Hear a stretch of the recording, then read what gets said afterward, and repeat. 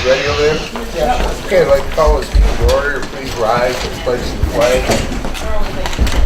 I pledge Allegiance to the flag of the United States of America and to the republic for which it stands, one nation, under God, indivisible, with liberty and justice for all.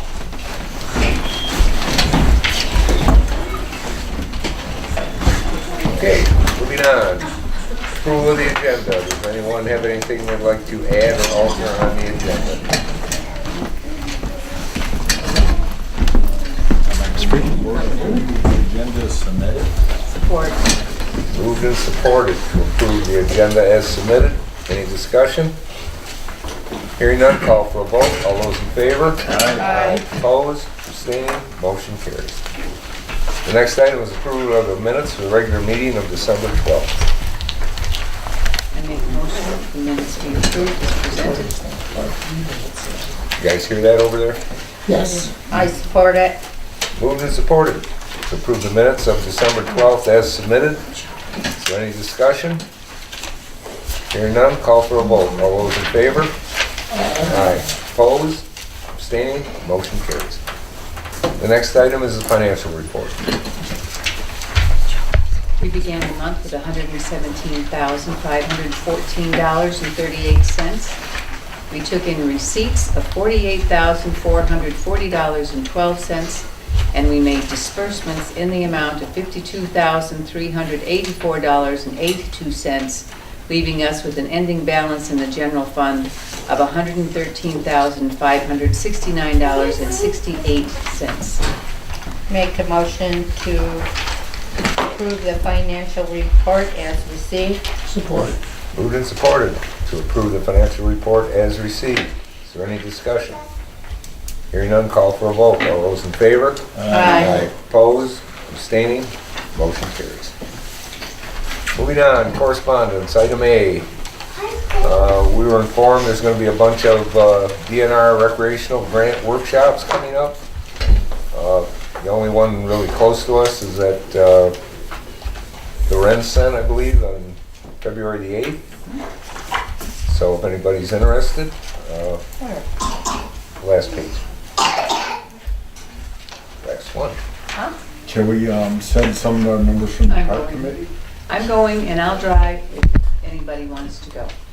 Do we know what time they run? No, and that's one thing they didn't tell me, so I assume that those things usually start about 9 in the morning. Okay. So I'll give them a call tomorrow Okay. and find out what the time frame is, Okay. you know? Can you shoot me an email, let me know? Well, I shoot you an email every time I shoot them an email, and it comes back to me. I don't know.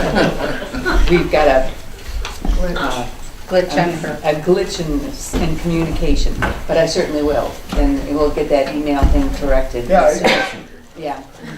So Colleen's going to let everybody on the committee know. Okay. And that's probably pretty much the one we went to last year. Right. It was in Allen Park, I believe, last year. So they're pretty informative. We get to talk to some folks. No, that was in Troy last year. Troy, okay. I don't know why I thought Allen Park. Well, we went last year. Okay. Moving on, item B. I basically put this on the agenda so it would be on our website for information. Yesterday, State Representative Hornberger visited the townships in her district. And she was here from 9:30 to 10:30. We had a good chat. Unfortunately, nobody came. No citizens came. We discussed several items of interest to the township with some of the right-of-way laws that we've been discussing forever. And a few other things. She said on her priority list is to work on no-fault insurance, among other things. Okay. So we had a good visit for an hour, and she headed out to the next township. In which way, Bill?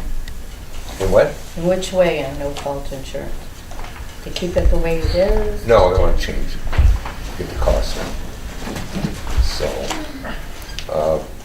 well, we thank her for coming. Yeah. It's time out of her busy schedule, and we appreciate it. Yeah, she should stop by a meeting here. Well, And a couple of representatives ago that they stopped. Yeah. I don't think you can, unless you've been involved with that, I don't think you can realize how many requests they get for that from I'm sure they do. probably 50 a day, you know? And so, but we appreciate what we got, and got to know her a little bit, so if we have a concern, when we call her office, maybe we'll work out well. Okay. Moving on. Old business. I see the officer from the Sheriff's Department is here. Since Ms. Freeland was on the agenda, I'm gonna let him go first, and then we'll get to you. We'll let you cut in, Not a problem. 'cause I know you're a busy man also. Item A, emergency management. Mr. Freeland from Homeland Security is here. He's gonna kind of fill us in on, we spoke about the 3 resolutions that we were given, and we'll turn it over to him. Appreciate the opportunity to present this to you. We offer 3 resolutions somewhat for the township's protection. Back in 2006, the board at that time adopted the NIMS resolution. NIMS is the National Incident Management System. Since it's being taped, I'm going to be very polite when I talk about NIMS. It's not one of my favorites, however, it's required. And since you don't have your own law enforcement agency or fire department, NIMS affects you very minimally. With my job, if there's an incident just within your township, I work for the supervisor. I don't work for the county. If it extends beyond your community or your township in several townships or cities, then I work for the county, and the county kind of oversees the whole thing. So, but for your protection, the NIMS resolution you adopted in '06 is still good. However, since I'm in front of you, I would recommend that this board adopt it. In the event there's something that does occur, we will bring a liaison down. When you look at you as a board, and you look at the NIMS requirements, if you really looked at them, you'd run me out of here before I had time to present them. It's, to be very honest, for smaller communities, they're ridiculous. I don't think they're appropriate. However, in the grant process and funding process, you should be NIMS, as a board, adopt NIMS as what would be used within your community. So in essence, I'd just be asking you to re-adopt that. Any questions on that one? And don't ask what you guys should have, because Well, and you mentioned we did adopt it back in 2006, but I know I talked to Nikki there last year, and she said, well, you shouldn't do it again. yeah, it's just for your protection. Especially if something were to go wrong. Ultimately, the township supervisor is the responsible party within the jurisdiction. The fire chief works for the township supervisor. As I say, I work for the supervisor. At the end of the day, you've got a lot of responsibility, and I'm sure it doesn't compensate with your pay. So, what can I say? We're from the government. We're here to help you. That's a scary thought. Because well, Does that include any things along I-94 there? I mean, or does that fall within our jurisdiction, I-94? if that segment of the expressway is in Casco Township. I mean, literally bisects our township. Yeah, and what I would like to do is sit down and work with you to develop a very simple plan, especially because you have the expressway. And to be very honest with you, an event within your township could initially cost you a bunch of money until we're able to get it recouped. So I've never had, in 27 years, I've never had a community have to pay for an incident. We've gotten a lot of money back to communities, and I don't want to ruin that streak, but I want you to be aware that if it's a large event, somehow the process has to go through here, so you approve of the expenditures. In many cases, you contract to a fire department, they're going to do whatever is necessary, but the bill is going to come to you because it's in your community. So I'd like to sit down and work with you down the road a little bit on that and just offer some protection. And I don't want to go overboard, but I want to at least make sure that we're all in the ballpark with baseball gloves instead of hockey sticks. The second one is the resolution to adopt the hazard mitigation plan. I believe I have a letter of commitment that you would do it from a while ago. Adopting this in the event there's hazard mitigation grant money, and hazard mitigation means get money to change something to prevent damage or that from occurring. Occasionally there is money available. If you don't have a hazard mitigation plan, you can't apply for any of that. And when you get approach getting disaster assistance, they will look to see if you have a adopted hazard mitigation plan. Everybody in the county adopts the county plan. That way they don't have to write their own plan about that thick.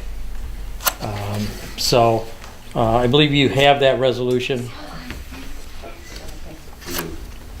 And if you don't have a copy of the plan, then we can send that to you.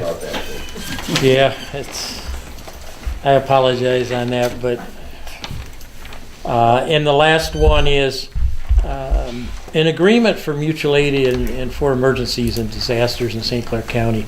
This is not fire, this is not law enforcement, but it's just in general government services.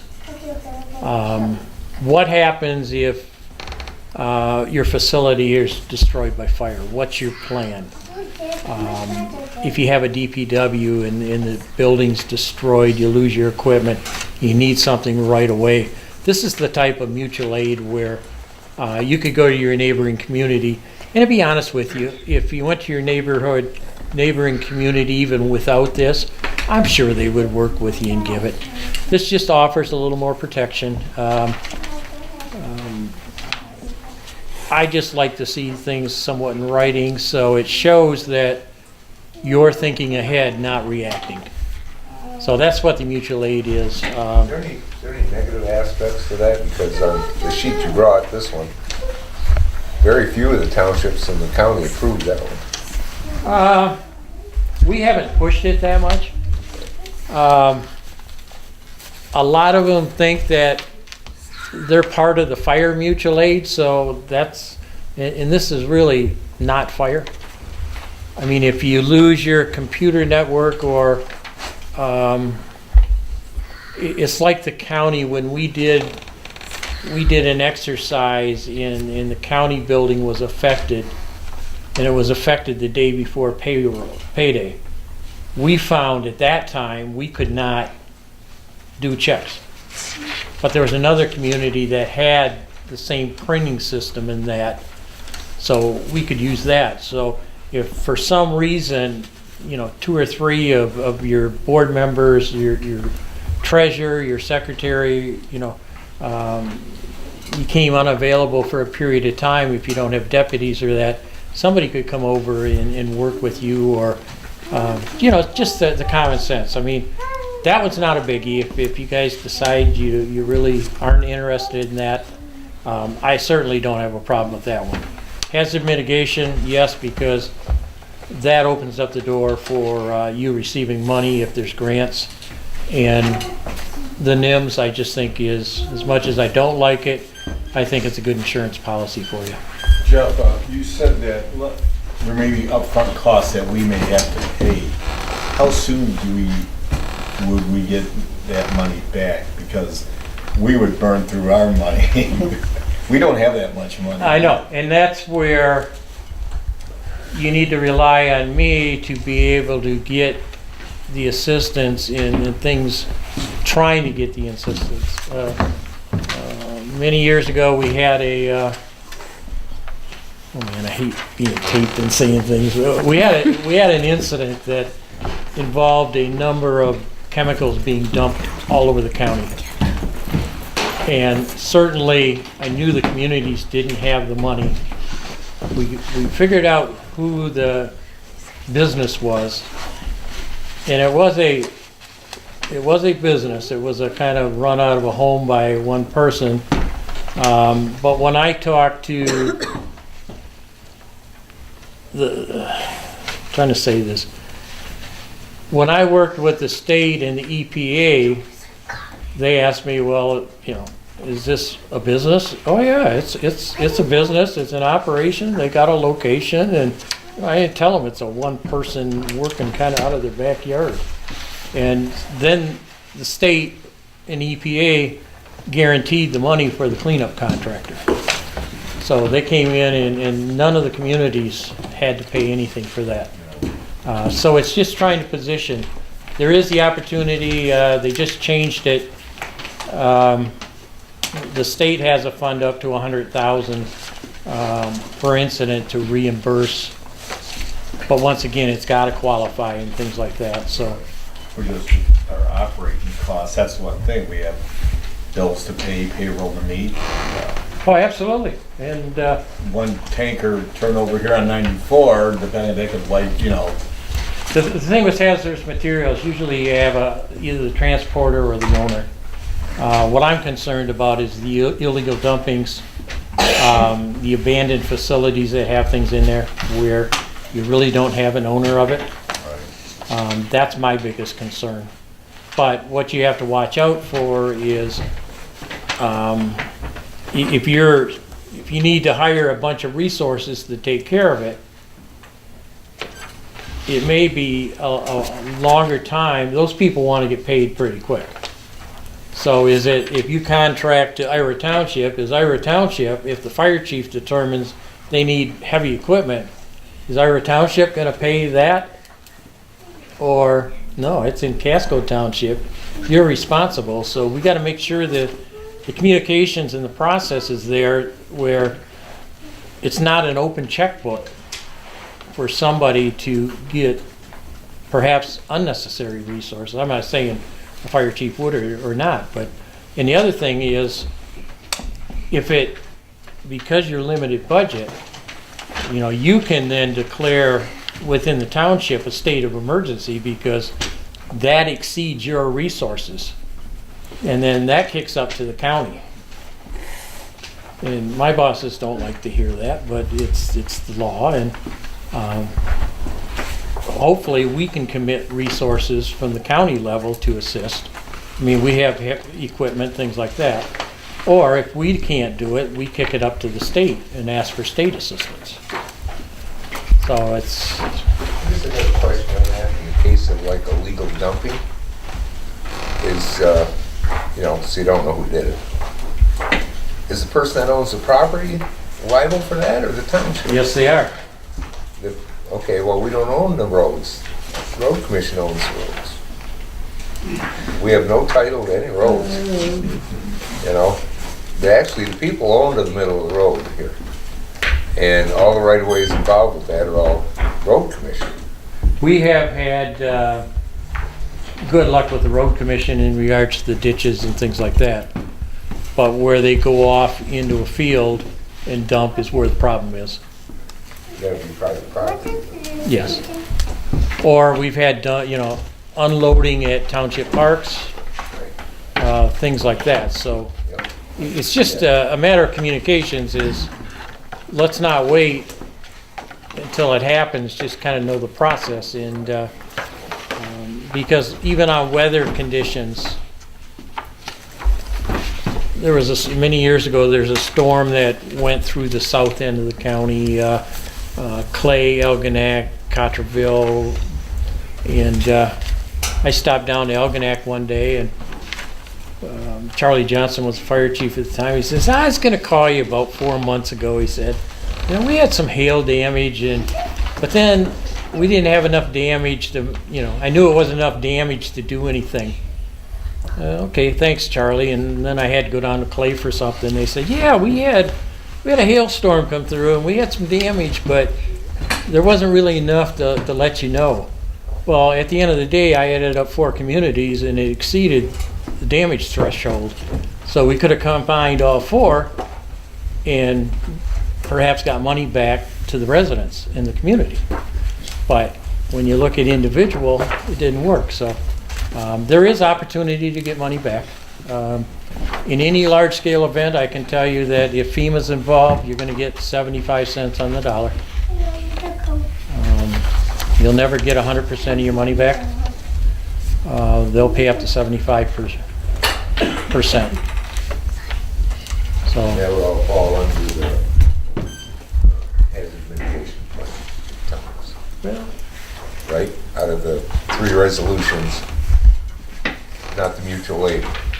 well, the hazard mitigation, that just kind of says that perhaps there's some things in the township we can do. We know where there's some critical issues. I use Port Huron Township as an example. Down on Strawberry Lane, Black River, they usually have an ice jam in spring and it floods. We talked to the township about getting hazard mitigation money to buy those homes and turn it into a park, because every year they would flood. And, you know, they sat down with the residents, and the residents said, hey, we understand, we're willing to take the damage, but we want to live here. But it's things like that where, you know, you could take money if you had a flood-prone area that, you know, that flooded every year, you could take money to buy out some homes and make a park out of it. Just different things like that. It's Okay, any questions? Yeah, you know, I guess since we do have emergency management director here, have since the storm last year, has been communities like, did you have like a lot of elderly affected that power was out in their houses? Where can we send them in order so they can be warm, and that have we? there, at the time, we had an issue in Marine City, but we've done a couple exercises on power outages, and they're not pretty. Had the blackout many years ago occurred in the middle of winter, there would have been serious problems, because we don't have enough facilities in this county to house people to keep them warm. And we certainly don't have the facilities to cook.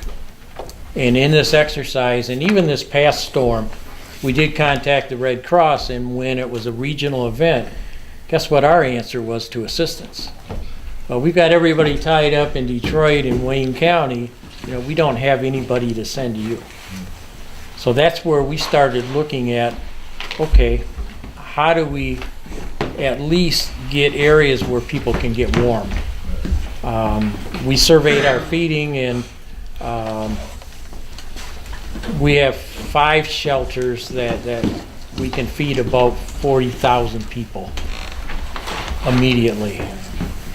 But beyond that, it's, you know, we're trying to buy more generators that will power kitchens and heating,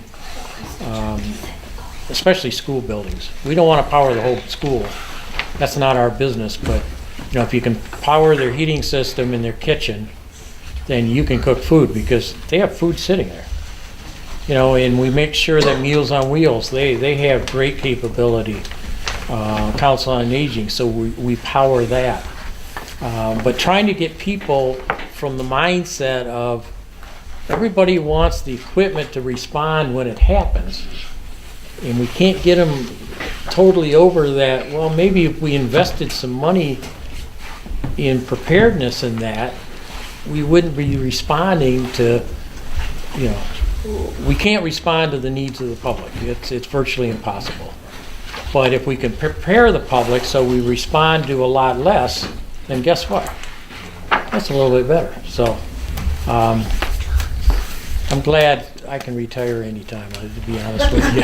Just, you know, when you look at the weather and you look at just what's going on in the world today, it's we just need people to get back involved.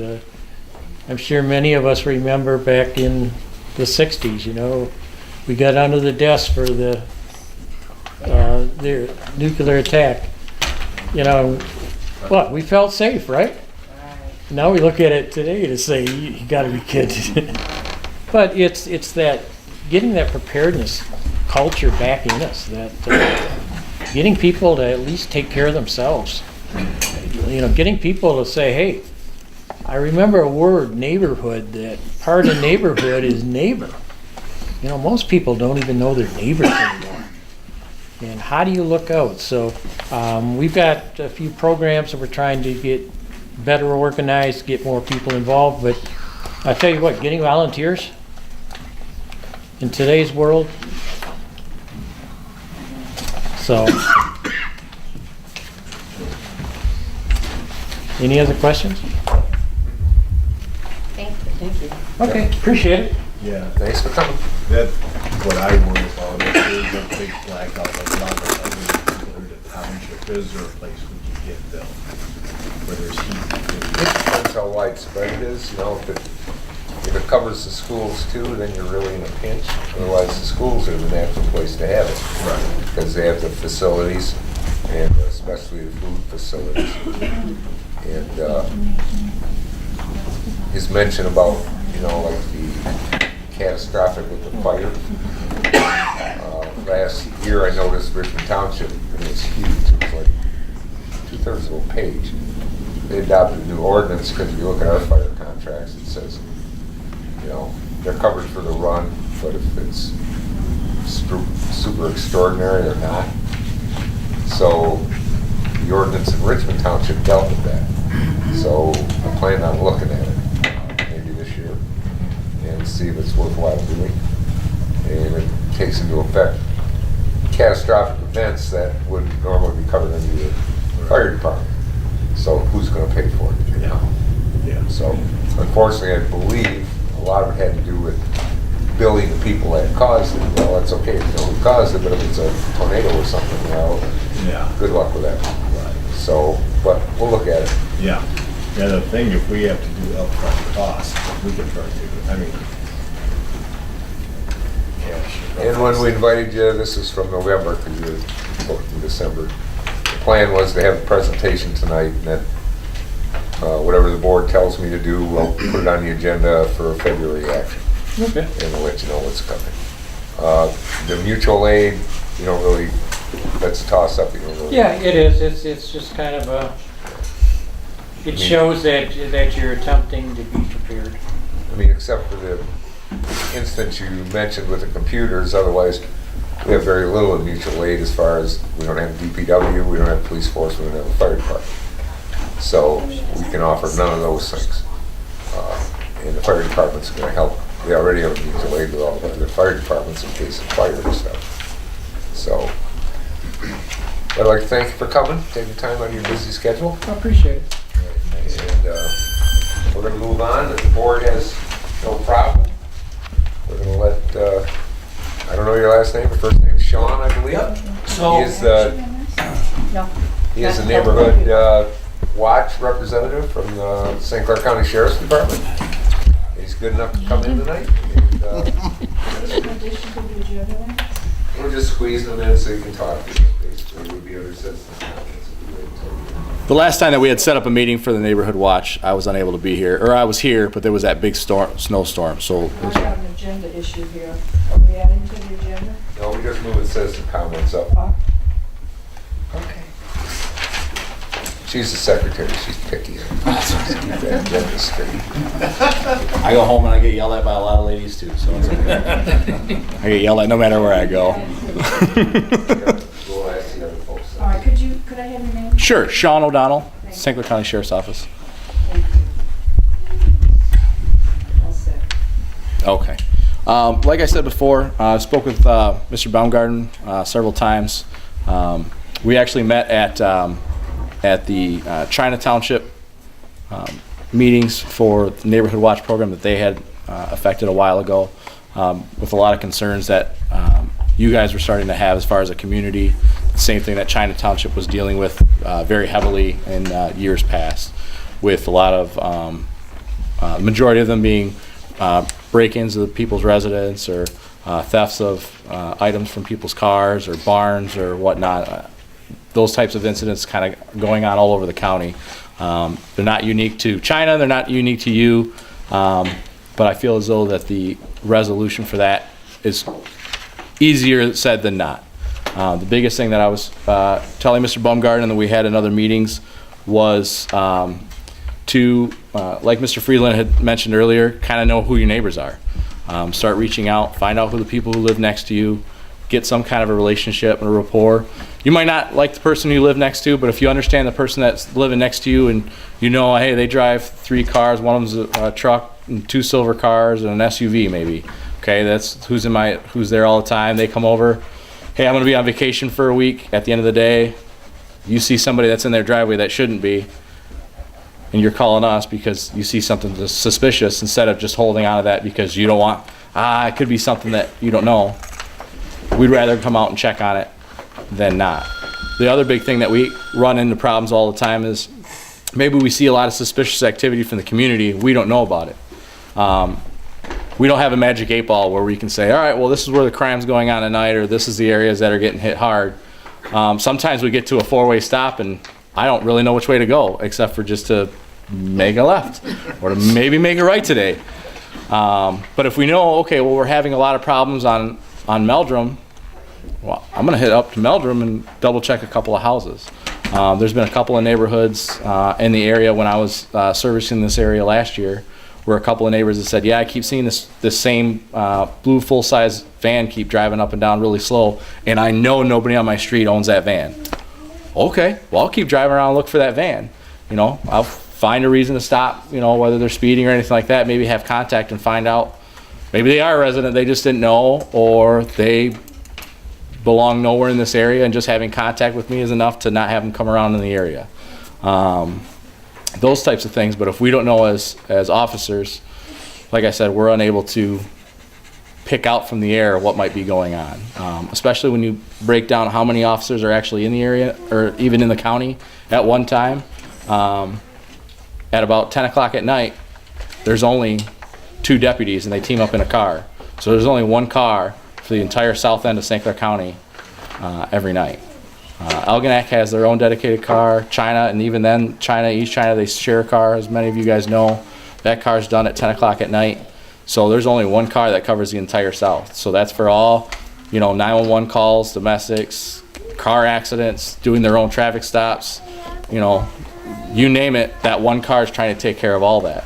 So in the downtime, when they don't know what else to do, oftentimes they're hitting spots where there's lots of traffic. Maybe I-94, maybe closer to King Road, things like that where there's more traffic. But if we're hearing that there's a lot of incidents going, which we already know, but if we hear that there's specific pockets in Casco, or we get neighbor calls throughout the night because we're seeing suspicious activity or things like that, we're able to, as that 1 car, swing into those areas that we might not have earlier in the day, because we're just drawing at straws, and we're going to areas that are more populated with vehicles, if that makes any sense. So I think as far as a neighborhood watch program, we've kind of started that ball rolling. But part of that comes back to what you guys are looking for. Because every community is different. Every community has their own unique concerns. So I'm here to help you guys in any way, shape, or form to address any of those specific concerns that you guys have, and maybe to try to come up with a plan for your community to enact those plans to make your community safer. Well, I guess the plan right now with what we have is to work. Our best bet seems to be information on social media. Even though it's not all factual, Right. 10 people talk to each other, and there's a lot of stories that some are true, some aren't. I noticed in the paper a couple weeks ago that Macomb County's starting an interactive thing with social media on all the crimes that are committed in the county. Mm-hmm. Is St. Clair County even thinking about doing anything like that? I know that as of right now, we do have a media person who will, on our Facebook page, updates the Facebook page as the major incidents that are going on. More often than not, the incidents that they're posting are things relative to the drug task force, because that seems to be the one constant in the county that we're fighting on a regular basis. And it's not just always in Port Huron. I mean, we're fighting those small battles everywhere. It just always seems to be the hub of the drugs that are being dispersed happens to come from the city. and then dispersed out into the county. And then, so outside of that specifically, as a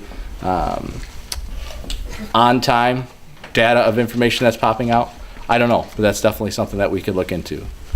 Well, some of the information, Central Dispatch lists their calls in the Times Herald, Right. and you can get that. You can get it for free up to 6 minutes if you don't have a subscription. Right. Central Dispatch sends Casco's information to us, but there aren't many that are really worth reporting. There's a lot of them will say alarm, intrusion. Well, all it means is the alarm went off. It doesn't say B&E or anything like that. So most days there's really nothing to communicate out with. But I think the one thing, real quick on that, is that that's information that we're giving to you. Right. The hardship from us is that to be able to serve your community as best as we can, there's oftentimes that we need information from the community that we're not necessarily getting. Like I said, there's a few people that I've had in your area that have called us and said, hey, this is the third time I've seen this car. I know it sounds weird, and I'm really sorry for calling you, and sorry for wasting your time, and it's not a waste of my time, but this is the feeling that some people get. But I've seen the same van, or I've seen the same car, or I know my neighbors, but that goes back to the community. I know my neighbor's out of town, and somebody's at their house. Okay, well, that person's at their house is their nephew. They're plowing their driveway because it's snowing out, but we don't know that until we go investigate. So that's where I think we need, as both entities need to bridge the gap, is to provide information both ways. It's hard for you guys as a panel just to try to figure out what's everybody else is going on outside in your community.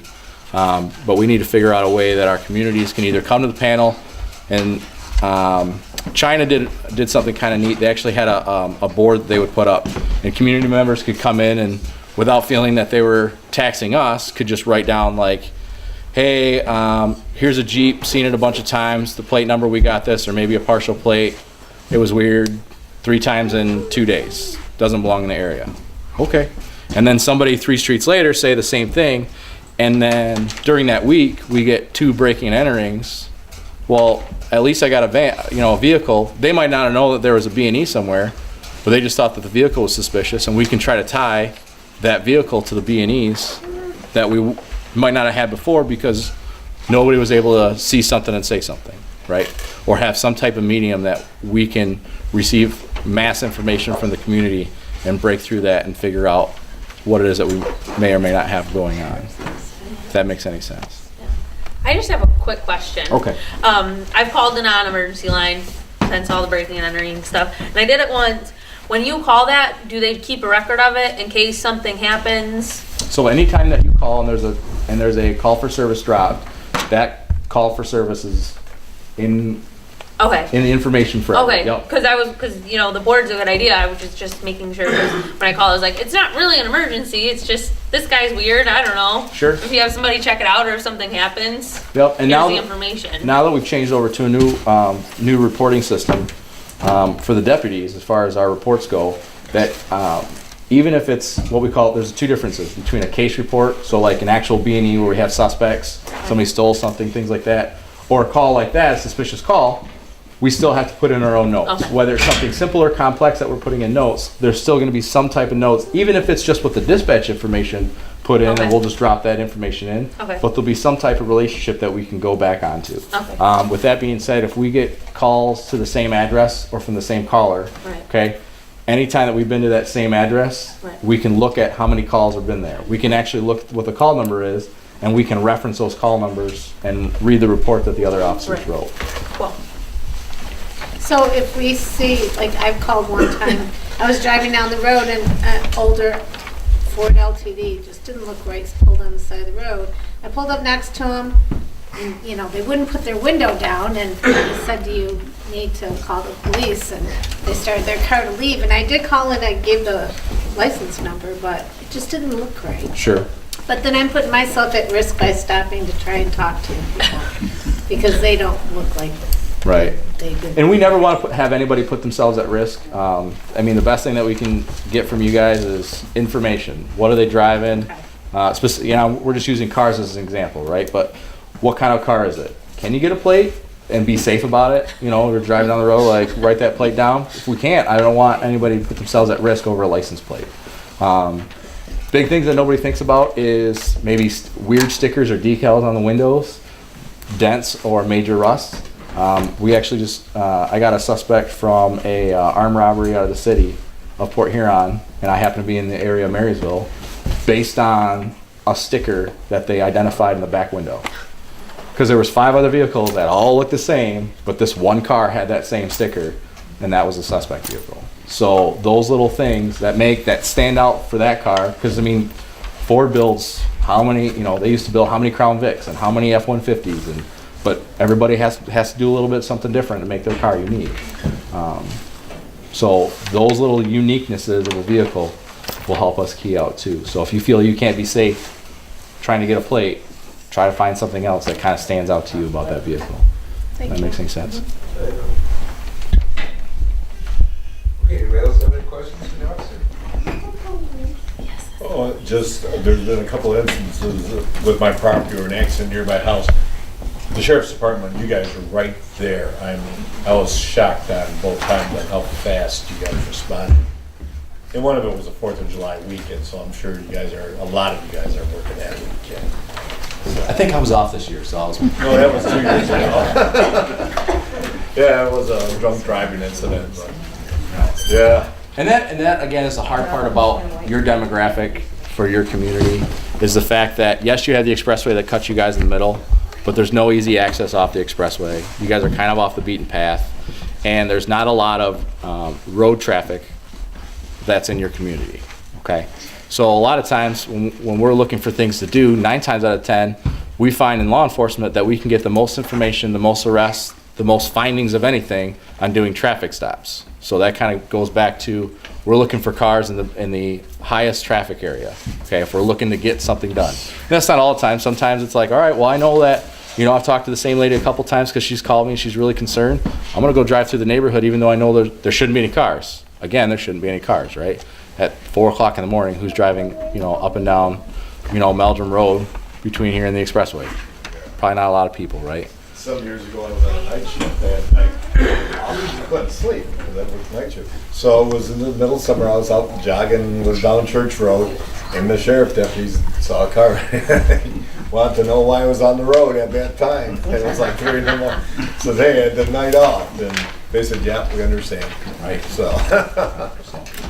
But I think, just kind of going back what Mr. Friedland said is as a community, the more we can do to prepare ourselves beforehand, the better we're going to be in the long run. Things as simple as reminding our community to lock our doors and lock our cars, roll up our windows, lock our houses up, especially when we go places.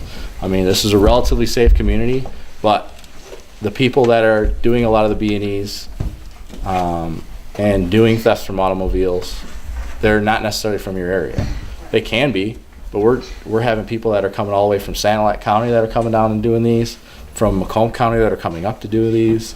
So demographics of the suspect have no bearing on the location of where the incidents are taking place.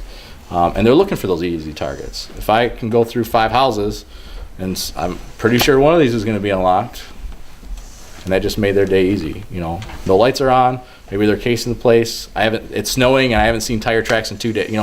We know the snow's been on the ground for 2 days and I don't see any tire tracks. Doors unlocked, easy day, right? Very watchful. I put a new battery in my car 2 weeks ago and somebody tried to pry the hood up to get it out there. Mm-hmm. They must have seen the hood in the driveway up. And fortunately, it was a tricky hood. They couldn't get in. But Thank they goodness. tried twice. I have no idea who it was or when it occurred. Motion lights, I know that's the other big thing. A lot of your community has very long driveways. Not advocating one product over another, but there's a lot of products out there that kind of like a doorbell, you can set them up at a distance down your driveway, and when people break that beam, it sends a chime off in your house. Okay, why is somebody driving down my driveway at 2 o'clock in the morning? Things like that. Trail cameras seem to get us better footage than cameras that people mount in their houses. We've gotten more arrests on trail cameras strategically placed in yards than we do with home cameras. Home cameras are great, don't get me wrong. But again, anything we can do to prepare ourselves for the unknown later is better than waiting for something to happen and then doing the man, I wish I would have, you know. I kind of feel like him and I are on the same page, just bigger spectrums and smaller spectrums, right? We're just trying to plan for the who knows. In the event something happens, then we're a little bit better prepared for what's going on. So. Dogs too. What's that, man? Dogs As far as? deter you from coming in down your driveway. Yeah. They make a lot of noise. No? Yeah, people are, I've seen a lot of people with that have still broke in with pit bulls and Dobermans and Rottweilers and. Really? Oh yeah. All they'd have to do is have a treat for my dog and he would lay down. People weren't home, Yeah. people weren't home at the time. Right. Right. So if they're gonna come at 4 o'clock in the morning, the dog, they're scouting the neighborhood, and they see, 1 or 2 good-sized dogs there. That's not gonna be their first choice to come at 3 o'clock in the morning. Because the dog's gonna bark, and if the people are home, they're gonna wake up and look outside. And that goes back to what they're doing. A lot of these are casing areas and Right. looking at things and doing it pre-planned. Most often it's not, all right, we've never been in this neighborhood before and we're gonna try that house and that house. They're planning these out. They know what's going on. They've scouted these homes. They know when people are working and when they're not. Facebook's another big proponent. People put on Facebook all the time. Yeah. Guess where I'm at? I'm at dinner. Guess they're at dinner. They're gone for 3 hours. So, There's like an obituary, sometimes some people don't have them because Yeah. I've known people that, We they've had a don't. loved one who passed away, they were involved and their Yeah. house gets broken into and that, so, And that's why people now have people stay at their house while they're yeah, at their funeral. yeah. Lovely. We hate to be Debbie Downers, but at the end of the day, these are things that I'd like to put in everybody's heads to try to get out to the community to help secure everybody else's houses, right? So the more that we can secure our houses, the more we can secure our things, the more we can be aware of the things that are going on, the better we're going to be as individuals. The more that we're aware of our neighbors, the better we can be good neighbors to those who live next to us, and the more willing we are to call 911. Don't feel as though it's not really an emergency, I don't want to call 911. If you don't have the non-emergency number, just call 911. At the end of it's not going to disturb or disrupt anything. We'd rather you call 911 on something that looks really weird than not call and find out later on that something actually happened. Okay? So that's kind of the big thing. If you guys want the non-emergency number, That's all what right. she just said. Telephone number is 810-985-8115. We'll put it on our website. Okay.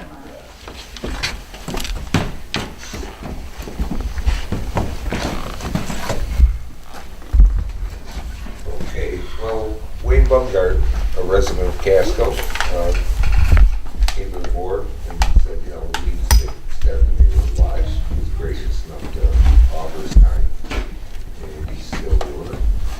And I don't know what his meeting schedule is. The weather's been killing him last time. Oh, yeah. But, The last time. so hopefully you can get, have some meetings, get some more information. We have Channel 6 to work with for the TV, and we have our website, and you have the social media to work with. So we'll hopefully be successful to some extent anyway. And with that being said, I mean, the neighborhood watch program could be anything that you guys want. The last time I was at a China Township meeting, they actually brought in a lady who specializes in talking with families about substance abuse, specifically this opium problem that we have going on. She came and spoke about how to get Narcan kits and how to use them and went through that whole deal. So really, with that neighborhood watch program, it could be anything that you want it to be as a community that allows as a medium for information both from the sheriff's office and from the community to work together to solve the community's problems. Maybe we're not having a lot of B&Es, but maybe we're having a rash of, you name it. And if that's something that we can try to work together to solve as a community, then we're better off. as individuals, we fail every time, but as a community, we're always stronger to be able to move forward and attack any issue that we have going. Okay, no other questions? Thank you for coming. Yeah. Yes. I know you're busy, you're on duty apparently. You don't have to stay for the rest of the meeting, but more than welcome if you. I'm being told I got a few calls waiting for me. I'm gonna have dinner before 9. Thank you very much, everybody. Thank Thank you. you. Thank you. Yeah, be safe out there. Okay, since I moved citizens' comments up to that part of the meeting to compensate for the officer, anybody in attendance wants to address the board with questions or comments, this will be your citizen comment section. Now's the time to do it. We ask your name for the record, but it's not necessarily mandatory. Anybody?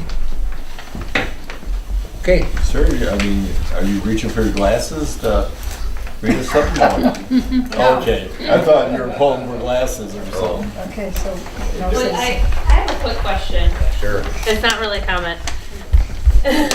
Kendall, is there, and I don't want to be this person, but is there an ordinance or anything about how late snowmobiles can be running up and down the road? No? They're either legal or they aren't. Okay. Now, I know ATVs, they have hours. Right, I didn't know if snowmobiles fell under Snowmobiles fall that. under a different category, Okay. and you should ask the sheriff when he was here. I know, I If didn't. If I tell you wrong, you'll remember it the rest of your life. But they're I'll save covered it for the next by the neighborhood state watch law. I know the meeting. law is different for snowmobiles. Yeah, I mean, they have to, I assume they still have to be registered, right. but I don't know if there's hours of operation. Yeah, I mean, they normally don't bug me, but 3:30 in the morning, and there's a whole group of them, I'm like, all right. Okay, No. no one else, we'll move on. Old business, item B, is the Giffords-Webster agreement for planning services. They've been our planner, even though they have a couple names, for over 30 years. Our old agreement was still in force, and this is basically the identical agreement, but it has the name of their new company, which they formed by their merger. It lists what they do for us, what they charge, and et cetera, et cetera. No, it wasn't. So it's the same cost as it was before, 700 and whatever, 30 a month or whatever, and what that entails and what they do for that. So if you want to approve that, we need a motion, please. They did remove the liability They did, clause. on both. provisions. that was the I whole raised point. another issue last time about them copyrighting and owning intellectual property that they created for us on our dime. I mentioned that to him. Pardon? I did Yeah, mention what was the response of the lawyer on that? No.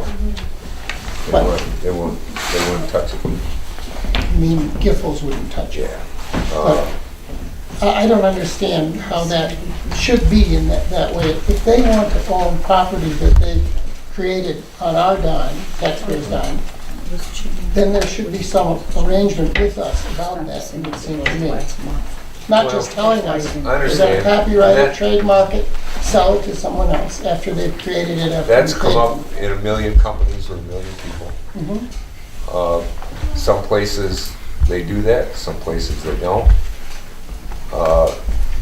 I don't believe they're going to invent the wheel for us. I don't need to. So I didn't think it was a big deal personally, because they don't do that much large scale or conceptual work. Like if you wanted them to develop a downtown like Northville or Novi. Now I could see that might be applicable, but for what they do for us, I didn't think the chance of that ever affecting us was minuscule at best. So when I see, Commission, say, a plan for a house from an architect. Mm-hmm. The architect doesn't own that plan, do they? most of them have a copyright on it.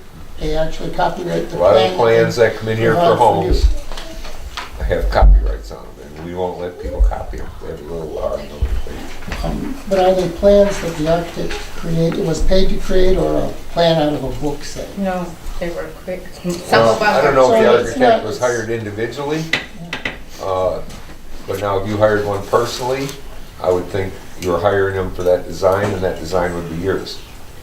Now, whether you could sell that to somebody, I don't know.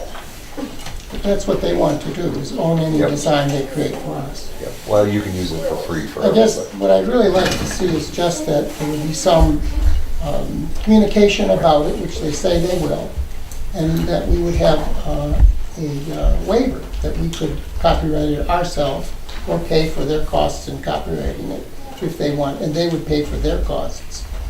Or we would pay for the cost of copyrighting. I don't like the idea of paying for property that they create for us on our dime. Well, Section it I is. guess the Maybe only- it's not an issue now. I guess the other side of that coin would be, Okay. suppose you were gonna do a project that was large enough that they would give you a bid. Because they're not gonna develop an independent concept for free, not for the $700 a month. So they came to Casco and they said, okay, for $25,000 or $2,500, whatever, we'll develop this plan. Well, that's the point, you could say, okay, but I have the copyright privileges to that plan. Okay, I guess, Documents. bottom line is, I don't feel it's a large enough issue to stop to, put our foot down for this contract, because they've been good to us. They've been, I think, a very effective firm to work with. But next time around, perhaps.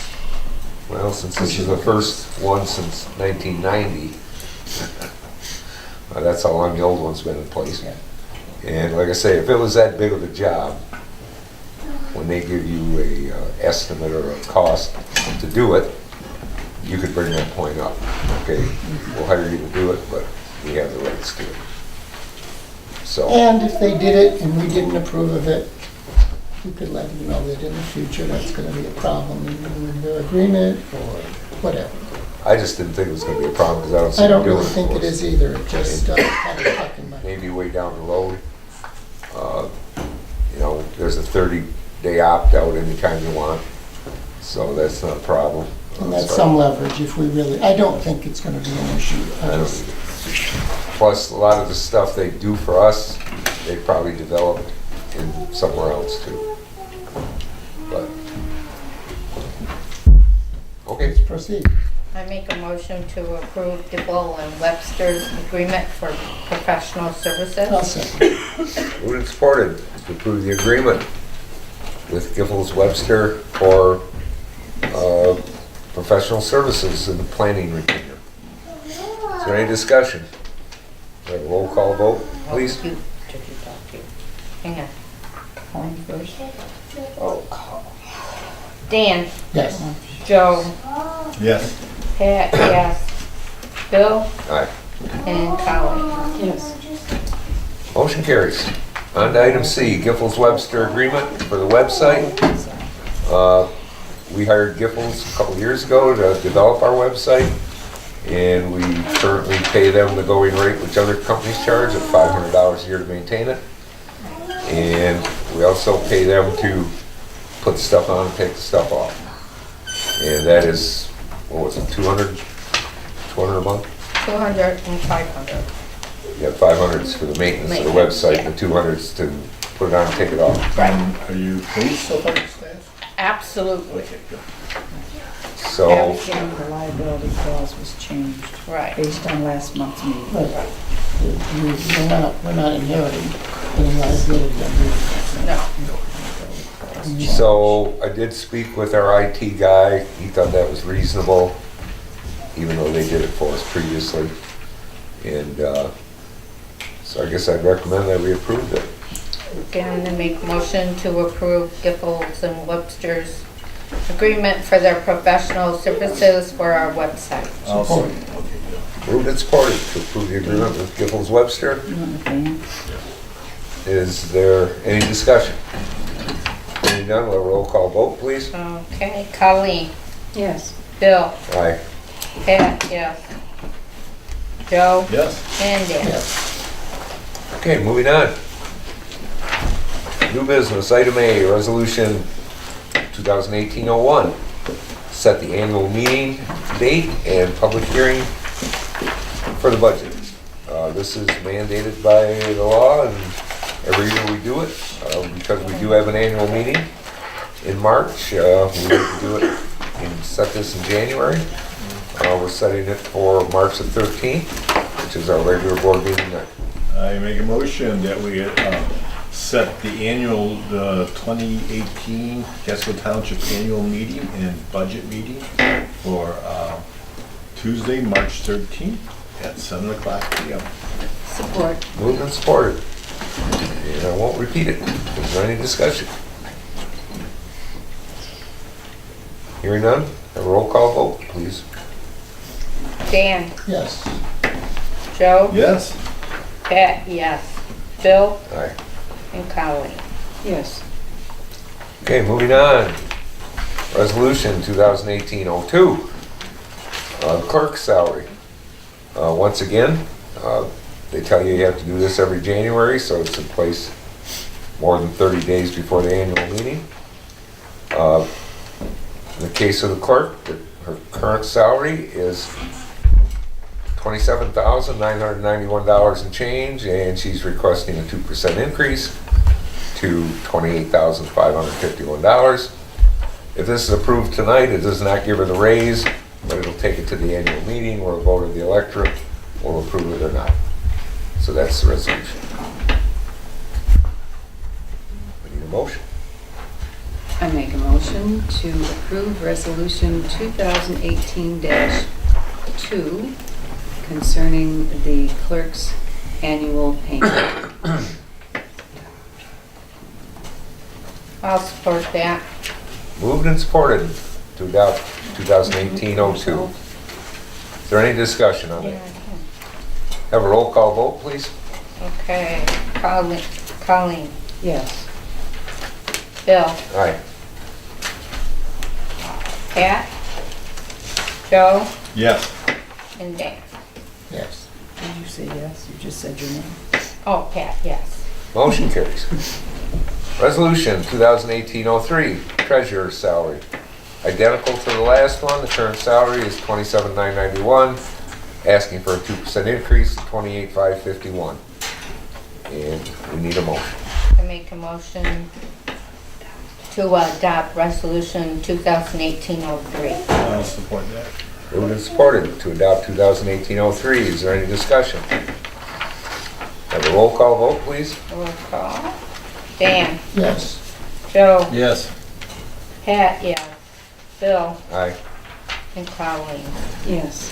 Motion carries. Moving on. Resolution 2018-04. I'd like to move to amend that resolution Okay. to have the supervisors. No, you're on the wrong one. Oh, I'm This not. is trustee. Oh, I'm sorry. I'm a little ahead of myself. Okay. Basically, this resolution deals with the elected office, not the person. Gotcha. The same with the clerk and treasurer. So in the case of the trustee, both trustees are the same. So we're just have the resolution for a trustee of the township. And what they get paid is $846 a year and $82 a meeting. So, and they're not asking for any raise. I move that we adopt that resolution, 2018-4. Support. 04. Moved and supported to adopt 2018-04, the treasurer's salaries. Is there any discussion? Trustees, I'm sorry. I was reading the wrong one. Trustee salary, any discussion on that? A roll call vote, please. Colleen, Yes. Bill, Aye. Pat, yes. Joe, Yes. and Dan. Yes. Motion carries. Resolution 2018-05, supervisor salary. My current salary is $27,176, and I didn't ask for a raise, so. And I think that's laudable. However, I think that the supervisor's salary should be at least commensurate with the clerk and the trustee's salary, and I would move that that be the case, that we adopt, that we amend the resolution for the supervisor's salary for 2018 to be $28,551 per year. Okay. I'll support that. Moved and supported to change the Okay. resolution Let's see. and adopt it. Are we all set with the minutes? Yep. Wait a minute. Motion. Posted. That's a good chance for all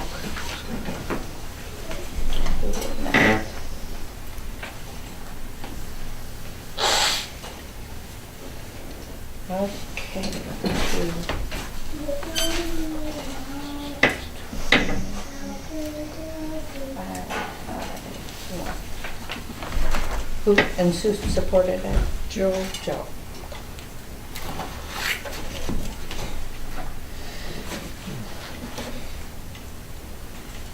Okay. Okay, moved and supported to alter the resolution and adopt it. Is there any discussion? Hearing none, we'll have a roll call vote, please. Okay, that'll be Dan, Yes. Joe, Yes. Pat, yes. Bill, I abstain.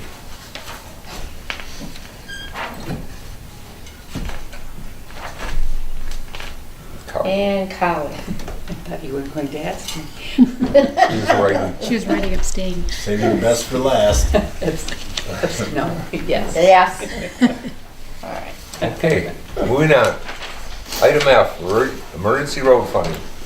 Every year in January, we approve emergency road funding in the amount of $20,000. And what that does is if something comes up through the winter and spring, that the road commission can deal with it immediately. They do not have to come up with a work order and have it approved. In past years, I think in the last 5 years, we might have used it once and it was for less than $1,000. So we're hoping that will hold. We do need a motion to approve the emergency road funding in the amount of $20,000. I make a motion to approve the emergency road funding for 2018 on the amount of $20,000. Support. Moved and support to approve the emergency road funding in the amount of $20,000. Any discussion? Have a roll call vote, please. Okay. wait a minute. Roll call. All right, Colleen, Yes. Bill, Aye. Pat, yes, Joe, Yes. and Dan. Yes. Motion carries. The next item is the road commission time slot. I thought for sure we'd get it today, but we didn't. Every year they have a meeting between the township boards and the road commission. So they tell us how much they're gonna charge us for all the services this year. And it's usually around the 1st of March somewhere. Right. And they offer you 3 different time slots. And it's first come, first served, so I don't wanna wait till the last minute. We've been going for the middle one, which is usually 3:30. And so I want to just bring it up tonight, and no one has a problem with it. When we do get it, I will, Oh, we don't know what date. no, Oh, okay, yeah. can't help you there. And we'll get the time slot. And also, every year when we go there, they want to know about the road tour. Well, we went once. But so far, the last few years, we've said we don't want to go. Is there any need for it, or? I don't see where it does you any good. Yeah. If the weather's dry, everything looks peachy nice, and if the weather's terrible, then it looks like floodplain. So, but it's up to the board. So, does anyone have a problem with the 3:30? Does anybody want to go on the road tour? I've always liked the road tour, but I'll pass on it. Yeah. Okay, good enough. Has Mike been doing a good job for us? Yes. Yeah, he does a very good job. That's a good deal. He does. We don't need a motion on that, do we? No, I just wanted a consensus. Okay. Mike, Okay. he's the guy, he's the regional supervisor for the road. He takes care of that. Yeah, he's the foreman that covers 6 townships, and we're one of the 6. And he does a very good job. He's very conscientious, and he helps us out a lot. Okay, item H, updated. Bill, we have one of I our. just had one quick question while you're talking about roads, just brought to my attention, or reminded me, I should say. Is there any way they could put more markings at Church Road and Meisner, as far as stop signs on people on Meisner? In the last couple of weeks, there's stop signs there, but I don't know if it's because that house is so close to the road. It doesn't say stop. Even me and other people I know say when they come down there, it just doesn't seem like they need to stop there. In the last couple of weeks, I don't know how many times I've gone down Church and had cars just pouring through that stop sign. Some of the intersections, they have a stop ahead sign. I don't know if that changes any behavior, and I can't remember if they have one. I don't think so. No, I don't think so, but I mean, I'm over on Meisner and I forget what the other road is, where they had a lot of problem with accidents. They put on reflective tape on the pole so it really stands out. Yeah, I don't know if they can do something like that, but something's gonna happen over there the other day. I mean, the guy could see me coming because it's all open. He was going that way, I'm coming this way.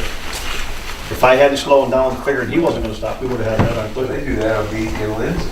Yeah, I mean, just for some reason, Yeah, that I've seen intersection. that. I was going northbound Church and I saw a guy going eastbound Meisner did that when it was right. There's three times in the last week, last 2 weeks, last week and this week, 3 times. No, the cars that they're not even trying to stop, they're just driving right through it. Yeah, you slide through it, but these guys, they're not I even can trying to stop. suggest it to them, see what they think. On the other side of that though, the road commission has put in for a grant.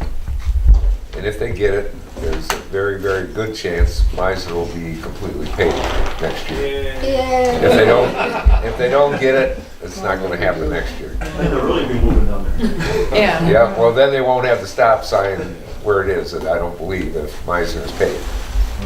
They'll have to switch them. Yeah. Probably put it on. There should be a 4-way stop, like, Well, they I might do treat that it too, like I don't that. I know. can't see past that house. just like when they get my girl paid, Palms and Meisner should be a 4-way stop. Yeah, that's probably But true. I'll ask them if they can put up a stop ahead sign there. Either that or reflect, like I say, on the poles, they put on reflective tape so it really stands out when you're going towards it, is what they did down there. Because it's kind of just one of them, I know we're here at Lindsay and Hessen. There's another one. People stop, but it's kind of one of them intersections that you come up to and you like, even though you don't have to stop, me and my family and everybody slow down because just seems like one that somebody would run, though we've never seen it. There's something there to catch their attention I know there. there's a lot of woods there though. Yeah, yeah. If you're coming out Hessen and you're looking to the east, the Yeah, you woods can't is really see there. that, just real slow down, but it just seems like it'd be one of the ones somebody would run, but we've never seen it happen. But over here, it happens, like I say, 3 times in the last week and a half. Okay, no problem. Thank you. Moving on, item H, updated poverty guidelines. Last month, we approved the policy and guidelines for the board of review. And every year they put out the poverty guidelines, which is how much money you can make and apply for reduced taxes. The one we had last month was the last one we had, plus they needed it for the board of review in December. Since then, we got the 2018, and everything's the same, but the poverty guidelines changed a small amount. I think last month they were 11,000 something for the lowest one, and this one's 12,000. So I asked our assessor, and she said that we just have a board motion that we approve these poverty guidelines. That should be good for her. Make a motion to approve poverty guidelines. Support. Moved and supported to approve the poverty guidelines. Is there any discussion? Did I tell you we're gonna have a roll call on that? Yes. A roll call vote, please. You did. Thank you, Doc. Dan, Yes. Joe, Yes? Pat, yes. Bill, Aye. Colleen. Yes. Okay. Moving on. Pay the bills. Are there any questions? on Oh, I'm sorry. No, I know. I make a motion to approve, to pay the bills. it? Okay. Support. Moved and supported to pay the bills. Is there any discussion? Hearing none, we'll have a roll call vote, please. Going to.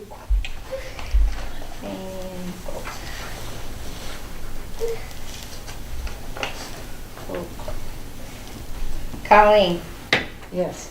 Bill, Aye. Pat, yes. Joe, Yes? and Dan. Yes. Motion carries. Even though we moved it up in the meeting, if there's anybody out in the audience under citizens' comments, feel free. I just wanted to tell you about a fundraiser that's being held by Perch Point and a few of the local entities around here, churches around here. And it's being held on January the 17th at the Little Coney Island in Algonac in the mall. And what the deal is you go and you have a regular Coney Island dinner or any dinner that you like on the menu.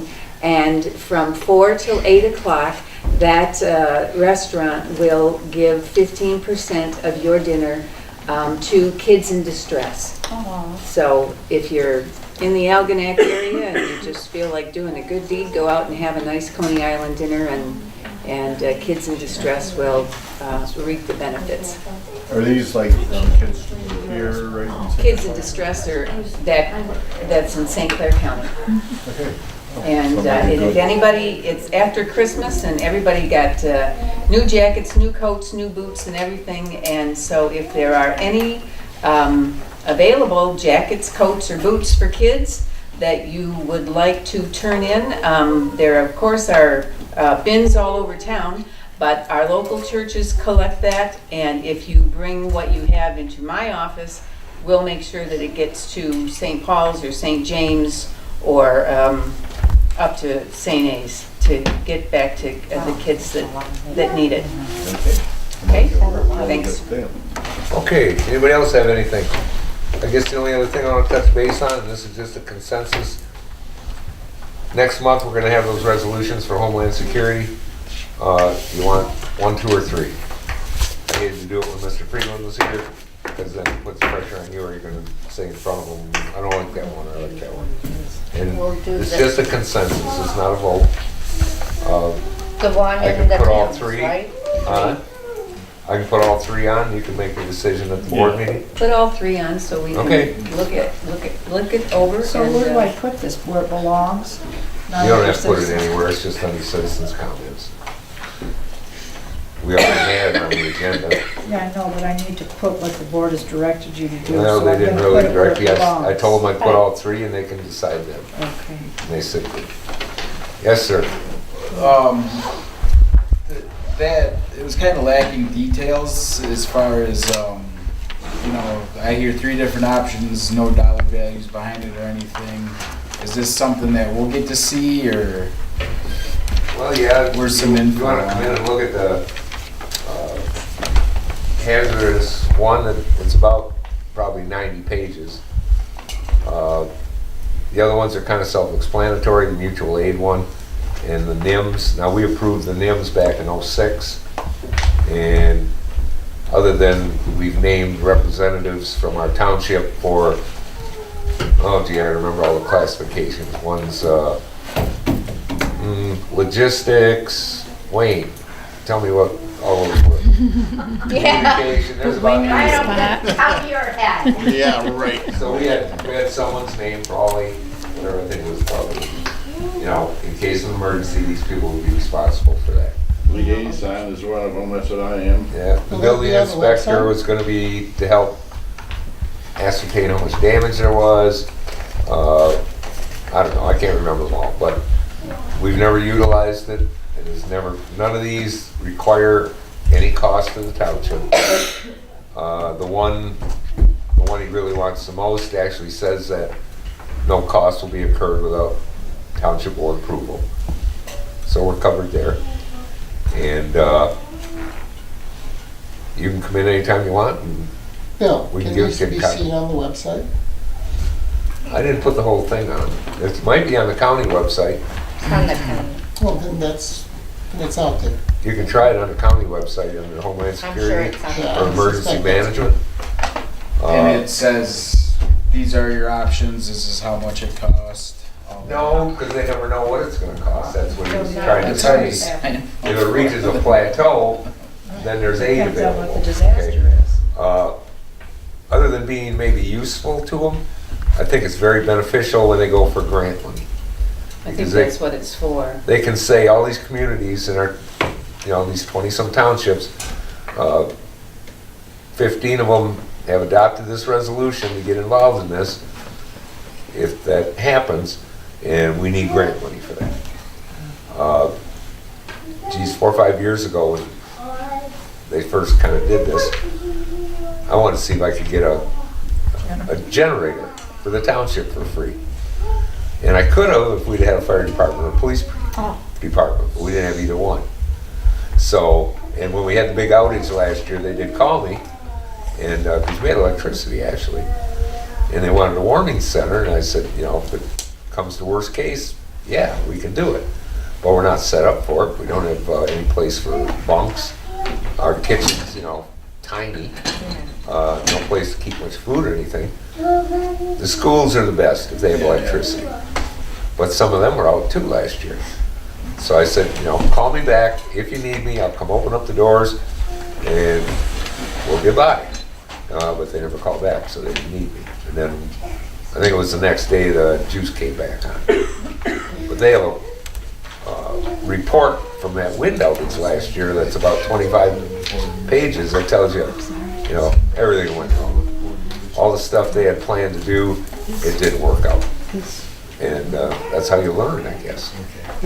But if you want, yeah, you can come in the hall and we can let you look. Anything we have, you can look at. That's not a problem. But that hazard mitigation is about 80 pages. It's pretty comprehensive. The other ones are pretty simple and short. So, I don't know if that helps you any, but go on their website and take a look. I'm sure it's Yeah, I probably just didn't know if it was comparable to the cost of just buying a generator for a school ourselves or something, since. well, but because the school is so large, for the school to do it, they would take a huge generator. Where he mentioned, they're just looking at the heat in the kitchen. Okay, because the heat keeps the building warm and the kitchen can feed the people. But you wouldn't have 100 computers going, which takes a lot of electricity, and plus all the lights and everything. So we had that big outage about 10 years ago, and all Kroger's food rotted. They didn't have a generator. Then after that, they put a generator. Now, do the anchor-based schools, them being new, do they have generators? I would be shocked if they did. Okay. So, unless they have a small one, maybe for the furnace. But I can't say for sure, but I would be shocked that they would have one big enough to handle the whole facility. Well, I mean, at least for emergency. They may have, or maybe they have. Since it's school choice, what schools would fall under the Casco law Holmes umbrella? Elementary, down over here, Well, we're three. possibly Bell, possibly, no, that's East China. It'd be Palms Elementary and maybe McDonald. Will L.E. and McDonald Elementary. And they're nicely set up for that, I mean, all on one floor and new Small. upgrades there. And they're small. So go on the website, see what you can do. If you can't find it there, if you get a chance, stop in Monday through Thursday, 9 to 3:30, and I can show you everything we got. And see if that helps you out. Okay? Okay, anything else? Hearing none, I guess we're up to adjournment. Make a motion to adjourn. Support that. Moved and supported to adjourn. All those in favor? Aye. Stand adjourned.